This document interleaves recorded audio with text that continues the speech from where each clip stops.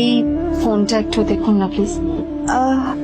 Wow, আচ্ছা ma'am, আপনি কি মিস্টার রয় চৌধুরীর বন্ধু? কে মিস্টার রয় চৌধুরী? ও আপনি কি ওই রয় চৌধুরী গ্রুপ অফ ইন্ডাস্ট্রিজ এর মালিকের কথা বলছেন? হ্যাঁ। না না, আমি ওনাকে চিনি না। আমি কেন, আমার মনে হয় কেউই ওনাকে চেনে না। বড় বড় মানুষেরাই ওনা দেখা পান না। আমিও কোনোদিন ওনাকে দেখিনি, কিন্তু সাডেনলি আপনি এই প্রশ্নটা করলেন কেন? অ্যাকচুয়ালি ম্যাম, আপনার হাতের এই ফোনটা আসলে এটা ফোনের স্পেশাল এডিশন। এই কাটিং, এই ডিজাইন, এই লোগো, এটা চাল করা ইজ নেক্সট টু ইম্পসিবল। আর গোটা ভারতে বিক্রি হওয়া এই ফোনের সেকেন্ড পিস এটা, যেটা মিস্টার রয় চৌধুরী কিনেছিলেন। সেজন্য জিজ্ঞেস করছি ম্যাম, আপনি এই ফোনটা কোথা থেকে পেলেন? তবে কি নীলই মিস্টার রয় চৌধুরী, নাকি নীল এই ফোনটা চুরি করেছে? বেকার নীলের কাছে কোটি টাকার ফোন কোথা থেকে এলো? নীলের সত্যিটা তাহলে কি?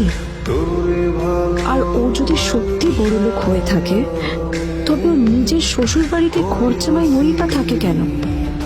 কটা বাজে রে? আমার খুব লেট হয়ে গেছে বুঝলি। তোরা খেল, ঠিক আছে? তোরা খেল, আমি আসছি।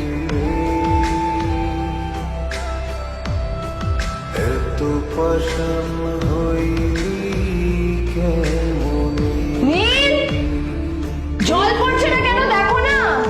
নীল, কোথায় গেল নীল? নীলকে ডাকছে কেন বলতো? মা তোমাকে কিছু বলে গেছে নীল? হ্যাঁ, কোথায় গেছে ও? না, আমি ওর কোনো খোঁজ খবর রাখি না।